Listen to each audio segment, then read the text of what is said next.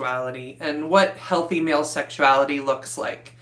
I've realized that there are so many messages that are about that are negative associated with male sexuality that a lot of you are kind of left not knowing what is healthy sexuality, how should I show up in this world, and or how am I not showing up because I'm too concerned to look creepy or to be that guy. Everybody's worried about being that guy, especially the good guys, which I do want you guys to know that. Like, it's always good guys in the world that I talk to who are so concerned about looking like that guy.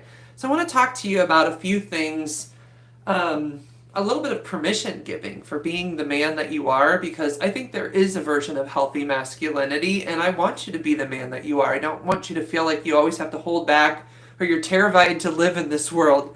So one of the ways to think about how to show up as a man is thinking about the difference between friendly and flirty and where those boundaries are. A lot of you are showing up at work, networking meetings, different, even, whatever, different social organizations.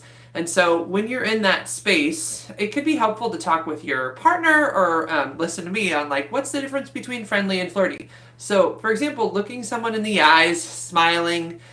Compliments that you could give to a male or a female tend to be okay in those spaces. So like if somebody's got a cool colorful shirt, you can be like, yeah, that was a cool colorful shirt, you look nice. Or if somebody has a haircut.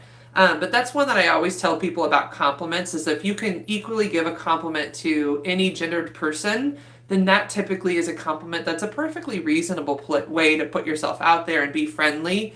When it gets flirty is when people are getting a little touchy or doing long, prolonged eye contact, but just eye contact with a smile and showing interest is not flirty. It's friendly. It's just being a present person. Talking to people for a while isn't necessarily flirty. It's just being friendly. Something else I was thinking about, like, men, you can wear colors. Like, it's so interesting to me, but this is a message that's been given to men, like, don't be too colorful or what? Who cares? Actually, men who feel comfortable enough wearing like pinks, purples, reds, yellows, like when I see men in color, I'm just so proud of them for like sitting in that masculinity and just owning that it's okay to be in color. So like any color it's not a threat to your masculinity. In fact, in some ways it can be a very positive thing that you can own that and like be comfortable in any colors. Like colors aren't gendered.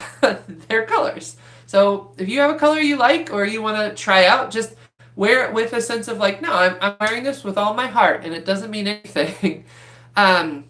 So another thing that shows up in male and female relationships in terms of feeling like you can be a masculine person or a man is that like the difference between asking for what you want sexually with your partner and feeling like you're pressuring them. And so something I want you all to hear is that just putting out your interests, like this is something I'm interested in or not interested in, isn't pressuring a partner.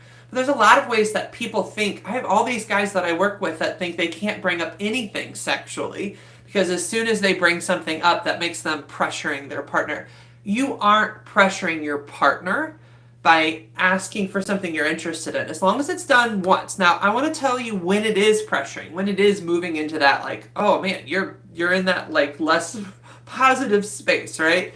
So if you keep doing it, like for example, in one day you say, I'm interested in sex, and then you say it like 5 times that day, I want to have sex, I'd really like to have sex, that's when you move into that pressure space, and yeah, that is putting it out too far.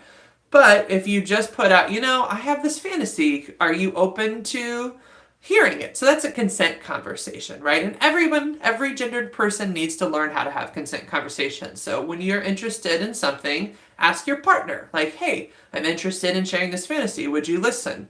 And also knowing that just talking about something doesn't mean you get to do it. You may be able to talk through and try some new things, but it may just be you're talking about it. And so that's something I think that some of the guys I work with really struggle with, this idea that like you can just talk about a sexual thing and that's what you're doing is the conversation. It's not about talking about it and then getting to that next space. It's just about talking about it, like letting the idea kind of simmer with your partner and seeing what makes sense. Actually, what I like to do in my event, Dinner with a Sex Therapist, that's coming up on February 15th, is I teach people how to do collaborative brainstorming or erotic brainstorming with each other, right? Which is where you put out, I have this idea for being sexual tonight. What do you think of this? But then there's an open-mindedness to your partner saying, well, I could be open to this, or this. And that's the negotiation, right? Where you go back and forth and you say, I could see this could be fun, but I don't know how I feel about this. So like when you share a fantasy with a partner, for example, you might start with, I had this dream last night and this is what happened. Maybe we were trying this new sex toy or we were trying this new hot experience. But then you say, but I'm open to how that could happen. I'm curious what you would want to do. Like, how could we change it in a way that would actually make that feel nice for you? That particular question helps women tremendously because they always think in terms of it's an all yes or all no situation.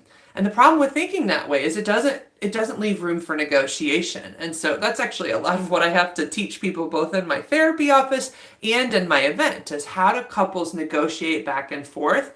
And that again, putting your idea out there doesn't mean you have to do anything, but it doesn't mean you can't either. It means it's a negotiation of talking back and forth.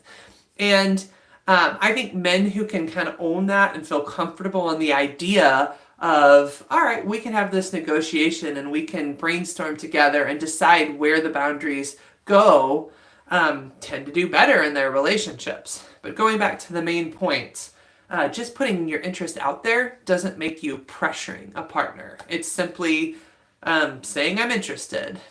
So if you would like to see me at my event, I have an event at the Schlafly Bottle Works in Maplewood, Missouri, which is St. Louis.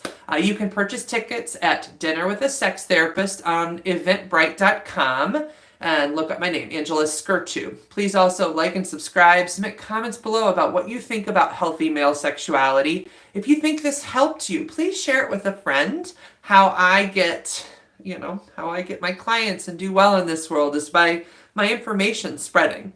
So please give it to somebody you think who could be helpful. And also, if you want to stay on my email list, please submit a contact form at my website, therapistintstlouis.com.